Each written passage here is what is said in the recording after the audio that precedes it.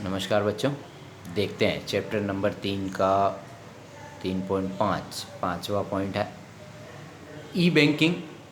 ई banking अर्थात electric banking, electronic banking. जैसे आज हम जिस तरह का कार्य मोबाइल के द्वारा किया जा रहा है, ठीक है, उसे हम इलेक्ट्रॉनिक बैंकिंग कहते हैं कि घर बैठे ही बिल का भुगतान करना, मोबाइल रिचार्ज करना, कोई वस्तु खरीदना, घर बैठे ही हम सब कुछ व्यवहार किया जा सकता है, उसे ई बैंकिंग के रूप में जानते हैं, इलेक्ट्रॉनिक बैंकिंग कहते हैं।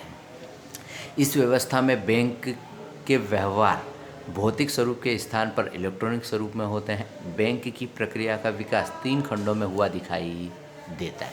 पहला है परंपरागत प्रक्रिया। बैंक के कार्य परंपरागत पद्धति से होते थे, जिसमें खाता धारक के खाता के लेखा के लिए लेजर रखा जाता था। इसके अलावा वाउचर सुरक्षित रखना, नमूने के हस्ताक्षर चेक करना जैसे कार्य किसी भी प्रकार के यंत्रों की सहायता बिना किए जाते थे। जब पुराने समय के अंदर इलेक्ट्रॉनिक साधन नहीं थे, उस समय हर कुछ चीज़ें हैं वो बहुत ही संभाल कर रखनी पड़ती थी, सुरक्षित रखना पड़ता था। दूसरे नमूने के हस्ताक्षर, यानी व्यक्ति ने जब अकाउंट खुला, जो भी हस्ताक्षर किए हों वह हस्ताक्षर क्या करने पड़ते थे, चेक करने पड़ते थे। उसके लिए चोपड़े के पन्ने पलटने पड़ते थे, तब जाकर वो चेक होकर क्या किया जाता था, कार्य किया जाता था। नंबर 2 है नेटवर्क से कंप्यूटर को जोड़ना। जैसे समय परिस्थिति बदला, उसके साथ ही क्या किया गया, कंप्यूटर से लाया गया और कंप्यूटर को नेटवर्क यानी इंटरनेट के द्वारा क्या किया गया, जोड़ा गया। बैंक के कार्यों की परंपरागत प्रक्रिया में बैंक की एक शाखा के कंप्यूटरों को नेटवर्क से जोड़ा गया, यानी एक बैंक की शाखा को एक नेटवर्क से जोड़ा गया ताकि इस कंप्यूटर में हो रहा काम दूसरे अन्य कंप्यूटर में देखा जा सके। इन कंप्यूटर में से एक कंप्यूटर को सर्वर कहा जाता है। इस प्रकार एक शाखा के सभी कंप्यूटर्स का जुड़ाव संभव होता है। परिणाम स्वरूप बैंक का कार्य सरलता से और शीघ्रता से होने लगा। यानी जो पहले पन्ने पलटने पड़ते थे, अब पन्ने नहीं पलटने पड़ते, बल्कि कंप्यूटर के माध्यम से आसानी से वो कार्य किए जा सकते हैं। नंबर 3 है इंटरनेट का उपयोग। जैसे टेक्नोलॉजी बढ़ती गई, जैसे इंटरनेट का उपयोग होता गया, वैसे वैसे कार्य सरल होता गया।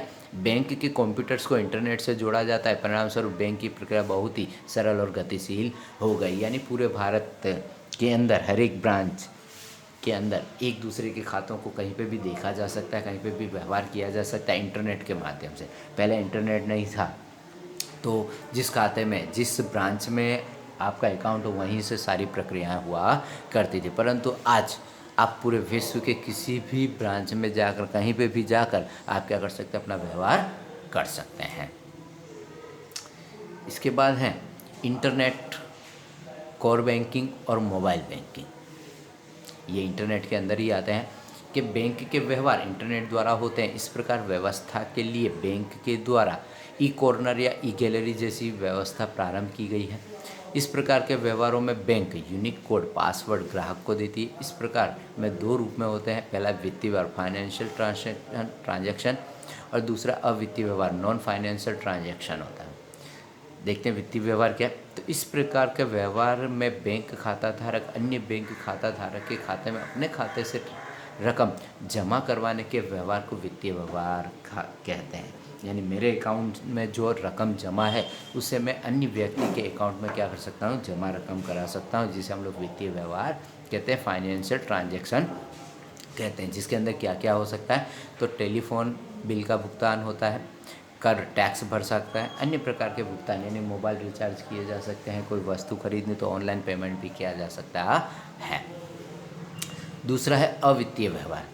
इस प्रकार के व्यवहारों में वित्तीय व्यवहार नहीं होता, बल्कि खातेदार बैंक से अपने खाते का स्टेटमेंट प्राप्त करता है। जैसे cheque book request, pin change करना, चेक बुक रिक्वेस्ट देना, पिन चेंज करना, स्टेटमेंट प्राप्त करना। इससे खास करके ध्यान रखना, परीक्षा में 1 नंबर में ये प्रश्न पूछा जाता है कि अवित्तीय व्यवहार के अंदर किस प्रकार के व्यवहार होते हैं। तो स्टेटमेंट प्राप्त करना, cheque book request, pin change करना, स्टॉप पेमेंट रिक्वेस्ट जैसे अवित्तीय व्यवहार करता है, जिसके अंदर किसी भी प्रकार के पैसों की लेन देन होती नहीं है। जबकि वित्तीय व्यवहार के अंदर क्या होती है, पैसों की लेन देन होती है, एक खाते में से दूसरे खाते में ट्रांसफ़र किए जाते हैं। जबकि अवित्तीय व्यवहार के अंदर किसी भी प्रकार के पैसों का कोई लेन देन होता नहीं है। इंटरनेट के उपयोग से बैंक के कार्यों में निम्नलिखित सरलताएं प्राप्त हुई हैं।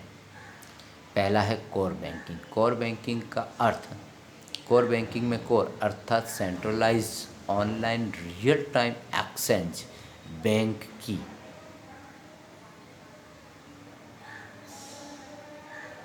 की इस व्यवस्था में एक बैंक की समग्र विश्व में स्थित सभी शाखाओं को जोड़ा जा सकता है। एग्जाम्पल के तौर पर कोर बैंकिंग में जैसे कि एसबीआई है, स्टेट बैंक ऑफ इंडिया, इस की जितनी भी शाखाएं हैं उन शाखाओं को क्या कर दिया गया, जोड़ दिया गया। पूरे वर्ल्ड के अंदर सबसे ज़्यादा अगर किसी की शाखाएं हैं, किसी बैंक की शाखाएं हैं, तो वो है एसबीआई, जिसकी सारी शाखाओं को क्या कर दिया गया, जोड़ दिया गया है।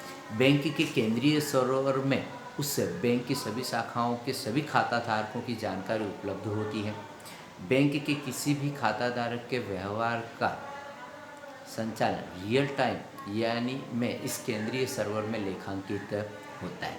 इस केंद्रीकृत सर्वर में किए गए व्यवहार का परिवर्तन का लेखा किया जा सकता है, सभी शाखाओं में देखा जा सकता है। यानी व्यक्ति का अकाउंट कहीं पे भी हो, परंतु इस केंद्रीय शाखा के अंदर उस व्यक्ति के बारे में यानी किसी भी व्यक्ति की पूरी संपूर्ण जानकारी देखी जा सकती है। दूसरा कि उस व्यक्ति का, जैसे अगर कि मेरा अकाउंट अहमदाबाद में है, पर अगर मुझे बेंगलोर में अपने अकाउंट के बारे में देखना है तो मैं वहाँ की ब्रांच में जाकर अपने विषय में सारी जानकारी प्राप्त कर सकता हूँ, जिसे हम लोग कोर बैंकिंग कहते हैं।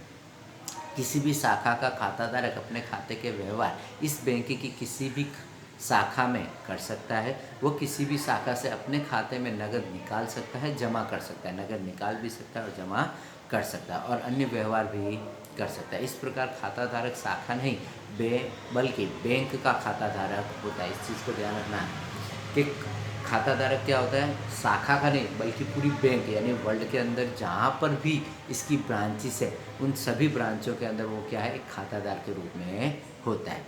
यह प्रक्रिया एक ही बैंक के अलावा अलग अलग शाखाओं में हो सकती है। इस प्रक्रिया के कारण बैंक और ग्राहक दोनों के कार्य और समय और खर्च में क्या हुई है, कमी हुई है। इसके बाद है ई बैंकिंग, इलेक्ट्रॉनिक बैंकिंग। वर्तमान समय में सभी बैंक और उसकी शाखाएं इंटरनेट के माध्यम से क्या हुआ, एक सर्वर से जुड़ी होती हैं। इसलिए व्यक्ति का खाता किसी भी शहर की शाखा में हो, वह अन्य किसी स्थान से या अन्य किसी शाखा से रकम निकालना चाहता है या डिपॉजिट करना चाहता है तो कर सकता है। अब बैंकों के द्वारा विविध स्थानों पर ई कॉर्नर बनाए हुए हैं, यानी बैंक किसी भी जगह से वो रकम निकाल भी सकता है और जमा कर सकता है, जिनके द्वारा मशीन की सहायता से एटीएम कार्ड द्वारा या अपने खाते में से रकम निकालना या जमा कर सकते हैं, अपने खाते की शेष राशि जान सकते हैं।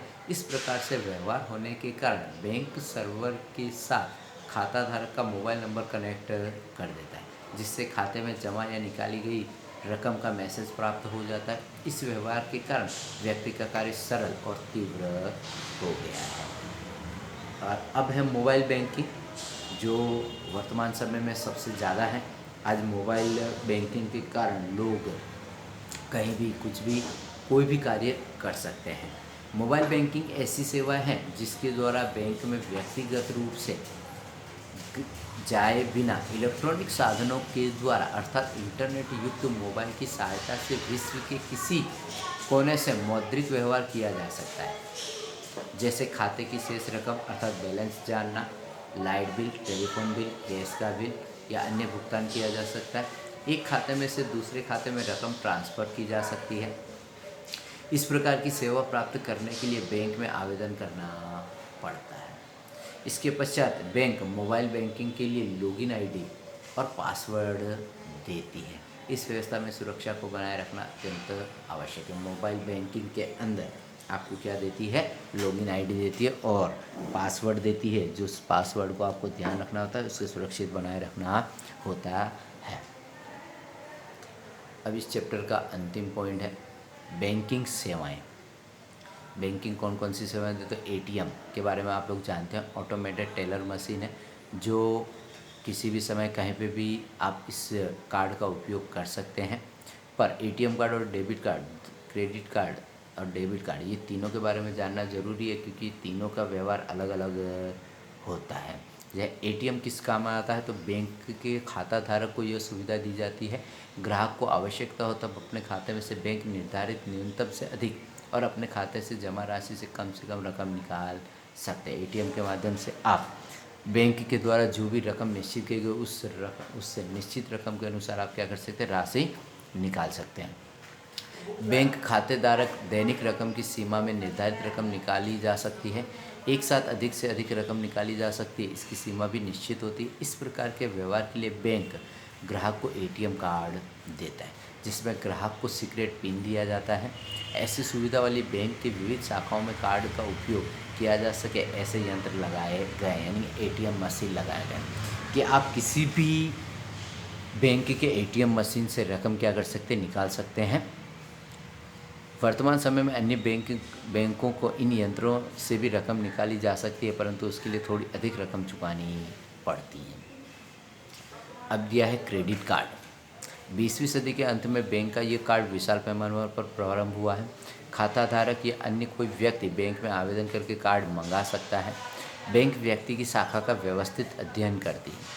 अध्ययन के आधार पर व्यक्ति की ऋण चुकाने की क्षमता की सीमा निर्धारित की जाती है। ऋण चुकाने की क्षमता निर्धारित कर दी, यानी अगर क्रेडिट कार्ड के ऊपर अब अगर हमारे खाते में पैसे नहीं हैं, फिर भी हम क्या कर सकते हैं, खरीदी कर सकते हैं, बिल का भुगतान कर सकते हैं और कुछ निश्चित समय के अंदर ब्याज सहित वो रकम हमें क्या करनी होती है, वापस से जमा करनी होती है। देखो यहाँ लिखा है कि क्रेडिट दिया जाता है। यह कार्ड धारक व्यक्ति के द्वारा वस्तु का क्रय करने पर कार्ड द्वारा खाता धारक के खाते में रकम उधार और विक्रेता के खाते में जमा होती है।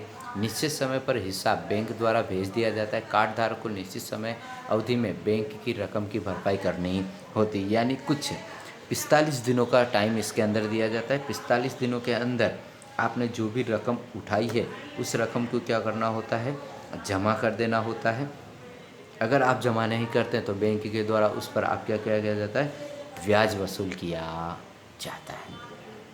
अंतिम है डेबिट कार्ड। डेबिट कार्ड द्वारा जहां व्यवहार करने की व्यवस्था हो वहां इस कार्ड का उपयोग किया जा सकता है। डेबिट कार्ड धारक अपने क्रय का भुगतान इस कार्ड द्वारा करता है, इसलिए क्रय करके कार्ड दुकानदार को दिया जाता है। जितनी रकम की खरीदी की गई है, जैसे हम मॉल में जाते हैं या पेट्रोल पंप पे पेट्रोल बनाते हैं, तो डेबिट कार्ड के द्वारा किया जा सकता है, राशि क्या की जा सकती है, सामने वाले खाते धारक के खाते में जमा की जाती है।